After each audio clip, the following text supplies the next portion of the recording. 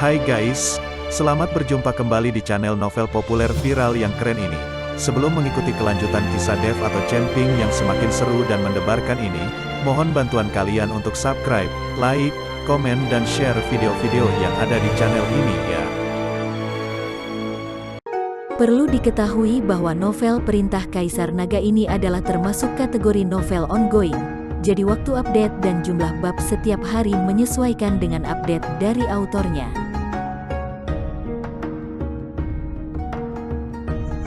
Perintah Kaisar Naga bab 3789, 3790, 3791. Rekan Tao, saya datang ke sini untuk menyampaikan permintaan maaf saya kepada Anda, dan juga untuk bekerja sama dengan Anda.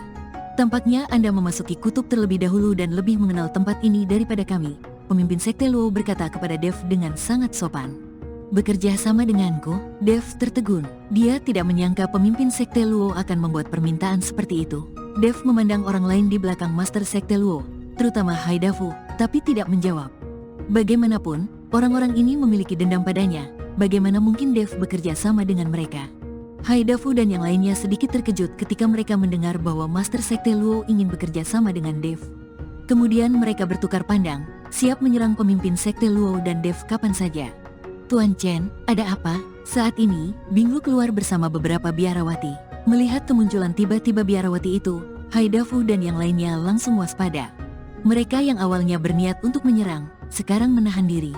Pemimpin Sekte Luo memandang Binglu dan yang lainnya. Mereka semua berada di alam kesengsaraan tingkat 6. Tak satu pun dari mereka yang lemah. Dia tidak bisa tidak terkejut, meskipun kekuatan 5 sekte besar bagus, namun kekuatan murid mereka tidak terlalu tinggi.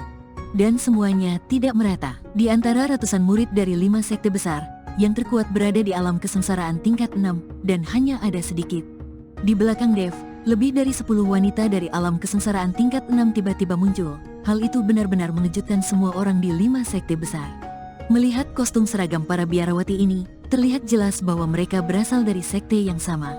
Jika suatu sekte memiliki kekuatan seperti itu, Anda dapat membayangkan betapa menakutkannya sekte tersebut. Inilah mengapa Haidafu dan yang lainnya segera membatalkan rencana mereka untuk mengambil tindakan ketika mereka melihat Binglu dan yang lainnya. Seorang teman lama ingin bekerja sama dengan kita, kata Dev dengan tenang. Kerja sama, wajah Binglu penuh kewaspadaan. Harus diketahui bahwa keluarga sekte yang datang ke sini semua ada di sini untuk berburu harta karun dan mencari keuntungan. Siapa yang akan bekerja sama dengan orang lain? Kami baru pertama kali datang ke daerah kutub dan belum mengenalnya, jadi kami ingin bekerja sama. Jangan khawatir. Jika kami menemukan tempat jatuhnya makhluk abadi, kami dapat membagi harta karun yang ditemukan di sana secara merata. Pemimpin Sekte Luo buru-buru berkata pada Binglu. Binglu merasa lega ketika dia mendengar bahwa Master Sekte Luo dan yang lainnya sedang mencari tempat jatuhnya makhluk abadi. Jelas sekali, orang ini juga telah ditipu. Tidak ada tempat di mana makhluk abadi jatuh di sini. Tuan Luo, bekerja sama mungkin adalah ide bagus. Kami tidak memerlukan apapun jika kami menemukan situs jatuhnya makhluk abadi, tetapi kami membutuhkan jenis batu khusus di sini, yang tidak boleh diperjuangkan oleh Anda. Benda itu tidak berguna bagi Anda, itu hanya dapat digunakan untuk kultivasi dan hanya kultivator dengan keterampilan berbasis es yang dapat menggunakannya. Dev secara langsung memberitahu Master Sekte Luo tentang batu kutub. Tidak masalah, karena tidak ada gunanya bagi kita tidak akan pernah memperjuangkannya. Pemimpin Sekte Luo langsung setuju. Kalau begitu, senang sekali bisa bekerja sama. Dev mengulurkan tangannya ke arah Master Sekte Luo, dan Master Sekte Luo berjabat tangan dengan Dev. Namun, pada saat berjabat tangan, Master Sekte Luo mengerahkan sedikit kekuatan, seolah mengingatkan Dev akan sesuatu. Dev tampak terkejut, tapi dia tidak mengerti apa yang dimaksud Master Sekte Luo. Dari awal hingga akhir, pemimpin Sekte Luo tidak berdiskusi dengan orang-orang di belakangnya, dan hanya memutuskan untuk bekerja sama dengan Dev. Haidafu dan yang lainnya juga tidak mengatakan apapun. Meskipun mereka tidak puas, mereka tidak berani berbicara. Dev membawa Binglu dan yang lainnya untuk beristirahat di dalam gua. Sementara itu, para murid 5 sekte besar mencari tempat untuk beristirahat di luar gua. Setelah fajar menyingsing, mereka berangkat mencari tempat jatuhnya makhluk abadi. Tetapi ketika Dev sedang duduk di tepi gua, dengan mata sedikit tertutup dan memasuki kondisi kultivasi, sebuah nafas tiba-tiba datang ke arahnya. Dev langsung membuka matanya, dan pada saat yang sama aura di tubuhnya meledak, siap beraksi kapan saja. Bagaimanapun, Haidafu dan yang lainnya selalu ingin menangkapnya dan menyerahkannya ke aliansi penyegel iblis untuk menerima hadiah, jadi Dev harus waspada terhadapnya. Ini aku. Tepat ketika Dev hendak mengambil tindakan, suara Master Sekte Luo terdengar. Dev sedikit terkejut dan memandang Master Sekte Luo dengan bingung. Dia tidak mengerti apa yang dilakukan Master Sekte Luo secara diam-diam untuk mencarinya. Memikirkan situasi di mana Master Sekte Luo dengan sengaja menggunakan kekerasan saat berjabat tangan dengannya, Dev tahu bahwa Master Sekte Luo pasti sedang mengalami sesuatu. Master Sekte Luo, ada apa denganmu? Dev bertanya dengan suara rendah. Master Sekte Luo melihat sekeliling dan berbisik, sebaiknya kita mencari tempat tersembunyi. Dev mengangguk, membawa pemimpin Sekte Luo ke dalam gua, dan memerintahkan 2 biarawati untuk menjaganya di pintu masuk gua. Pada saat ini, pemimpin Sekte Luo menghela nafas lega, memandang Dev dan berkata, "Rekan Tao, ketika saya bekerja sama dengan Anda, saya sebenarnya ingin Anda membantu saya." "Apa yang bisa saya bantu?" Dev bertanya dengan ragu. Melihat Master Sekte Luo telah mencapai alam kesengsaraan tingkat 9, Dev tidak tahu apa lagi yang bisa dia lakukan untuk membantunya. "Kali ini saya datang ke Kutub. Haidafu dan yang lainnya memiliki niat membunuh saya. Sejak terakhir kali saya membiarkan Anda lolos dari 5 sekte besar, mereka telah menyimpan dendam pada saya. Sekarang saya telah menerobos alam kesengsaraan tingkat 9, mereka telah bersekongkol untuk membunuh saya." Pemimpin Sekte Luo berkata dengan ekspresi jelek, "Mereka ingin membunuhmu karena kamu tahu kenapa kamu masih datang ke sini?" Dev sangat penasaran. Jika Master Sekte Luo tahu, mengapa dia masih datang ke wilayah kutub ini? Master Sekte Luo tersenyum pahit, "Saya terpaksa tidak punya pilihan. Jika saya tidak datang, Master Sekte Chen pasti akan mati." Mereka bertiga memberi pil beracun kepada Master Sekte Chen dari Sekte Tianchen dan memaksa Sekte Tuan Chen bekerja sama dengan mereka. "Ini Master Chen yang memberitahu Anda?" tanya Dev. Pemimpin Sekte Luo mengangguk, dia diam-diam memberitahuku. "Aku juga bisa mendeteksi bahwa Haidafu dan yang lainnya mempunyai niat membunuh terhadapku. Alasannya mereka belum bertindak adalah mereka ingin menemukan situs jatuhnya makhluk abadi terlebih dahulu, lalu mengakhiri saya. Mereka tidak mungkin menemukan situs jatuhnya makhluk abadi itu." Dev berkata tanpa emosi. "Kenapa?" Master Sekte Luo tercengang, "Karena tidak ada tempat di mana makhluk abadi jatuh di sini sama sekali. Itu semua bohong. Sumber daya sebenarnya di wilayah kutub adalah batu kutub, dan batu ini tidak berguna bagi kelompok-kelompok lain. Di wilayah kutub ini, hanya istana Guanghan dan keluargamu yang datang untuk mendapatkan batu kutub, dan semua orang yang datang ke sini tertipu." Dev memberitahu Master Sekte Luo situasi sebenarnya. "Jadi begitu, aku pernah mendengar tentang keluargamu, tapi aku belum pernah mendengar tentang istana Guanghan." Wajar jika pemimpin Sekte Luo tidak pernah mendengar tentang istana Guanghan. Setelah istana Guanghan dihancurkan, istana itu baru dirintis kembali dan kemudian 5 sekte besar terpisah ribuan mil. Jadi masuk akal jika saya belum pernah mendengarnya.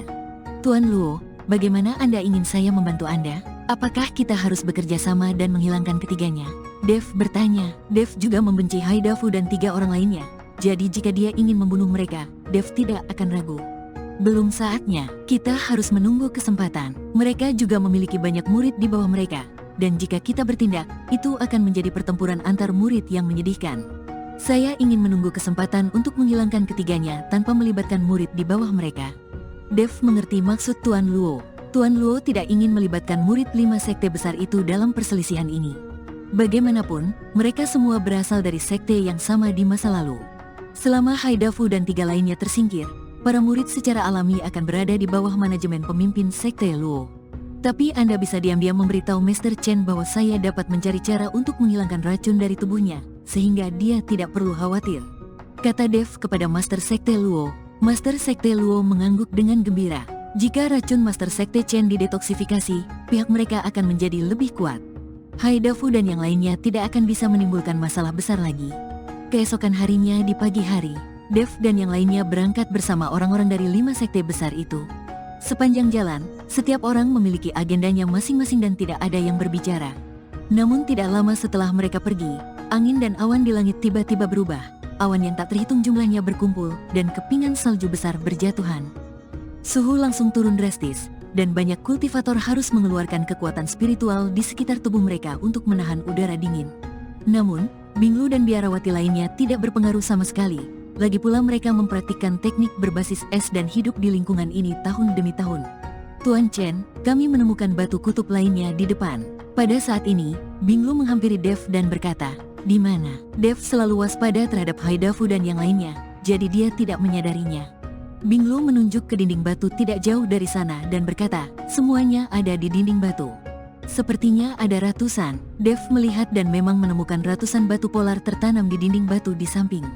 Biasanya, batu kutub ditemukan di permukaan tanah, tetapi kali ini mereka juga ditemukan di dinding batu, bahkan tertanam di dalam gunung. Hal ini membuat Dev merasa sangat aneh dan tidak bisa menahan diri untuk berhenti. Mengapa berhenti? Sekte Master Luo bertanya. Ada batu tiang di depan. Dev menunjuk. Ternyata seperti inilah batu kutub itu. Kirimkan saja seseorang untuk menurunkannya, kata pemimpin Sekte Luo. Dev tidak bergerak. Dia melihat ke batu kutub dan merasakan bahaya di dalam hatinya. Bukan suatu kebetulan jika batu tiang muncul di dinding batu itu. Tuan Chen, saya pribadi akan membawa orang untuk menurunkan batu kutub itu, kata Binglu. Dev mengangguk, tetapi memperingatkan, kamu harus lebih waspada. Saya selalu merasa ada bahaya di sini. Binglu memilih 2 biarawati, lalu melompat ke arah dinding batu. Karena adanya medan magnet di sini, Binglu dan yang lainnya tidak bisa melompat terlalu tinggi. Mereka hanya bisa menggunakan kakinya untuk melompat ke atas lagi dengan bantuan dinding batu. Tepat ketika Binglu dan yang lainnya hendak mendekati batu itu, tiba-tiba sekelompok serangga beracun muncul dari dinding batu. Tidak ada yang menyadari bagaimana serangga ini bisa keluar dari dinding batu. Hati-hati, melihat ini, Dev melompat, dan di saat yang sama, api muncul dari telapak tangannya. Serangga beracun ini paling takut dengan api. Melihat ini, orang biarawati lainnya mengeluarkan pedang es mereka satu demi satu, dan sinar pedang terbang dengan cepat, langsung menuju ke serangga hitam beracun. Binglu dan kedua biarawati itu turun dengan cepat. Ribuan serangga beracun membentuk kegelapan. Jika tubuh mereka terbungkus di dalamnya, tubuh mereka pun tidak akan tersisa. Dev menembakkan serangkaian api pamungkas, membentuk dinding api untuk memblokir serangga beracun itu dan biarkan Binglu dan kedua biarawati itu punya waktu untuk melarikan diri. Kemudian ratusan sinar pedang melewati kawanan serangga tersebut. Meskipun banyak serangga beracun yang terbunuh, tapi bagi ribuan serangga beracun ini, itu hanyalah gerimis. Tolong, setelah melihat ini, Master Sekte Luo berteriak dan menuju ke arah kawanan serangga. Namun, Haidafu dan yang lainnya tidak bergerak sama sekali. Pemimpin Sekte Luo mengabaikannya dan langsung menemui Dev. Ini mungkin sebuah kesempatan. Pemimpin Sekte Luo berbisik di telinga Dev. Dev langsung memahaminya, dan kemudian tubuhnya turun dengan cepat. Serangga beracun itu mengerumuni Dev. Tiba-tiba, dinding batu itu runtuh, dan monster beruang es yang tampak tertidur melompat keluar dari dinding batu. Baru kemudian Dev mengerti mengapa bebatuan kutub ini ada di dinding batu. Ternyata ada monster beruang es di dalamnya. Dan serangga beracun ini seharusnya menjaga batu kutub di luar saat monster beruang es itu sedang berlatih. Monster beruang es ini berukuran besar, memiliki aura yang kuat, dan memiliki tingkat kultivasi di puncak alam kesengsaraan. Semua orang kaget saat melihat monster beruang es ini. Dev memikat serangga beracun dan monster beruang es menuju 5 sekte utama. Jika Haidafu dan yang lainnya tidak ingin bertindak, dia akan memaksa mereka dengan serangga beracun dan beruang es. Hanya dengan kekacauan, mereka akan memiliki kesempatan untuk membunuh Haidafu dan yang lainnya secara diam-diam. Bersambung.